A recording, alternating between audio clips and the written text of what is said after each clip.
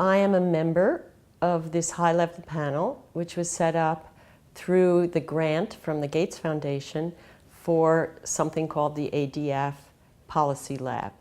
And the idea of that grant was to support work that would lead to some innovative thinking, some new ideas, particularly focused on the size and the approach of the African Development Fund. So I was a very happy member of a 5-member panel, all of us women, which was exciting and fun. And the report of the panel was finished now a little over a year ago, I think. So through the work of the lab, which was this kind of secretariat with some expert members contributing ideas and thinking and analysis, we came up with the recommendations that are in that report. I can talk a little bit about the recommendations if you want.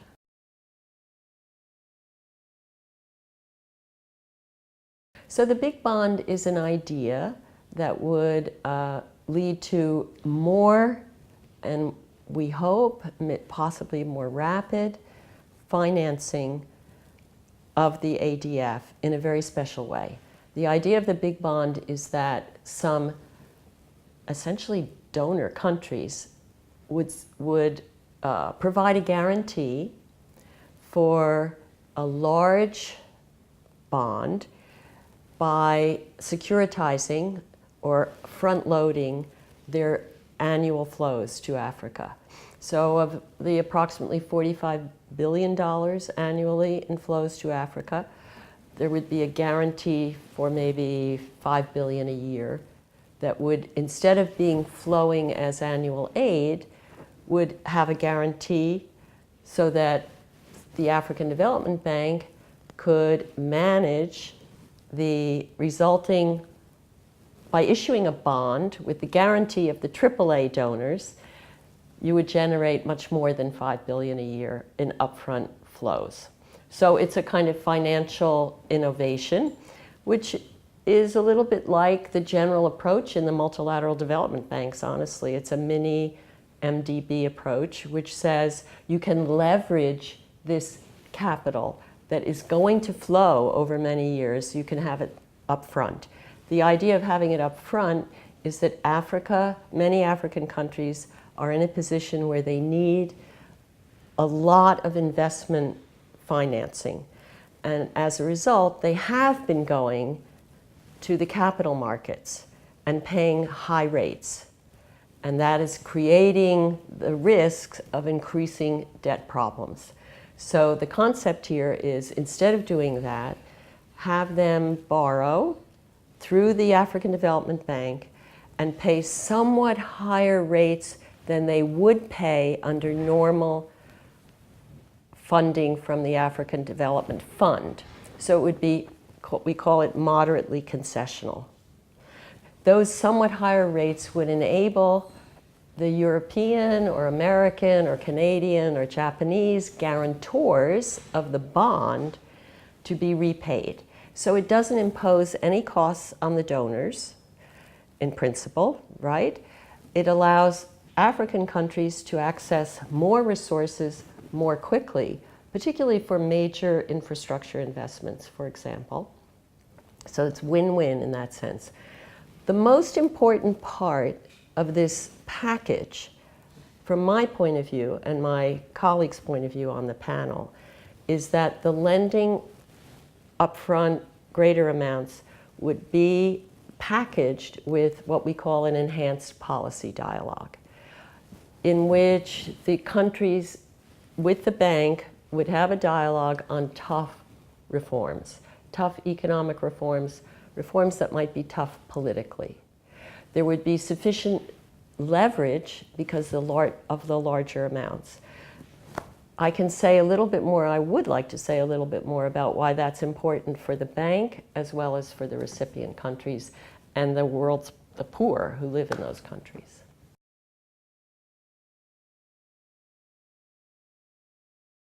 I think I should start by saying I spent many years in the 1990s at the Inter-American Development Bank. And in that period, that regional bank became as big in its capacity to finance development programs and projects in Latin America as the World Bank. So today, the IDB is as big or bigger than the World Bank in Latin America. My view, so I am a champion of regional development banks because as the IDB associated with its being bigger was that it was more important. And the countries felt, the borrowing countries felt a sense of ownership, that it was their bank. And I hear this in the meetings here at the African Development Bank, our bank, it's our bank. The regional bank has usually the trust of the recipient countries. So there's a greater sense of ownership. And this is absolutely critical when you are trying to do tough reforms, that there's a sense of movement across the region. Countries begin to learn from each other through the dialogue that the African Bank is sponsoring. The leadership from the bank around what we should do in different countries is owned within the region as a whole. That's a key role for the regional banks, each of the regional banks. So I think we have to, in the larger community, recognize the comparative advantage of the regional banks is on this package of sponsoring and working with borrowers on policy reforms with enough size and sort of relevance for their needs. And the issue right now in the Africa region is that the World Bank and IDA in particular, the soft window, is so much larger than the African Development Fund here. When I was the president of the Center for Global Development, we did a report on the multilateral development banks, and we recommended that over time the shareholders increase proportionately more the size of the African Development Fund here at the bank, so that there isn't this imbalance between the size of IDA, the World Bank's soft window, and the African Development Fund, this bank's soft window.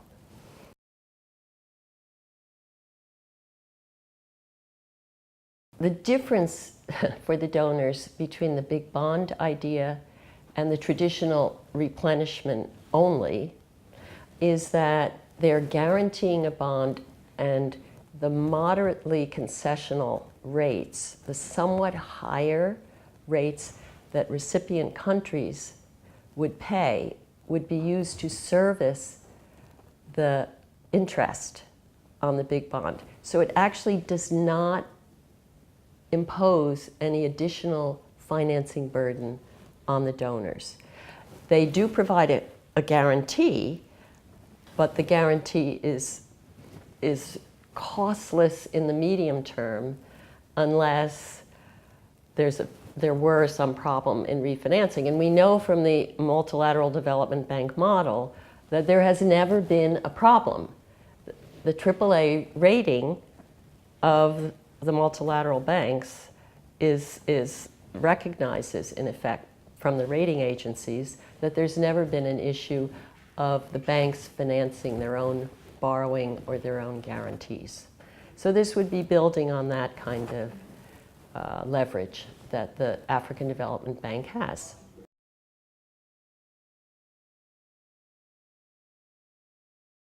The comparative advantage of the African Development Bank as a regional bank is embodied a little bit in the title of our report from the panel. It says, translating trust into influence. So the comparative advantage is that this bank is seen in the African countries as its own bank. There's a sense of ownership and commitment. So the staff and management of the African Development Bank are seen as trusted advisors. Think of it that way, as honest brokers. And, you know, that's really important in enabling the staff, management, leadership here to work on a dialogue in countries where there's likely to be more understanding of the political choices and challenges at the local level that each country's leadership faces. So this is the comparative advantage that can only be fully realized, in my view, when this bank is bigger. It has more capital and a bigger sources of financing for the poorest countries who get this combination of grant and highly concessional money.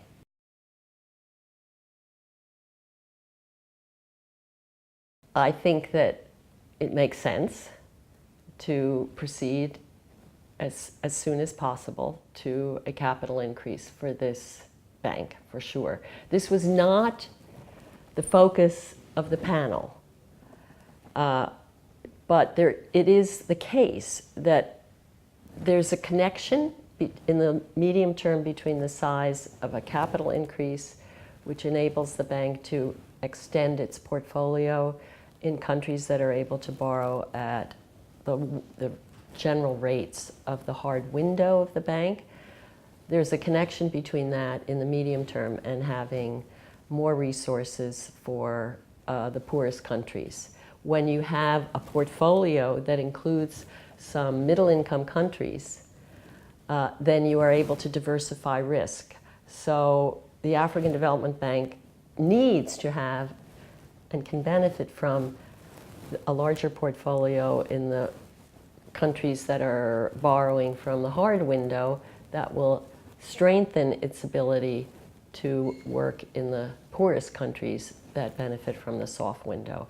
This is sort of language around financing issues that everyone doesn't necessarily understand, but is absolutely central to the concept of a bank as kind of a cooperative amongst creditors and borrowers, in which you have to have a diversified portfolio. Some countries that are less risky and some countries that are more risky.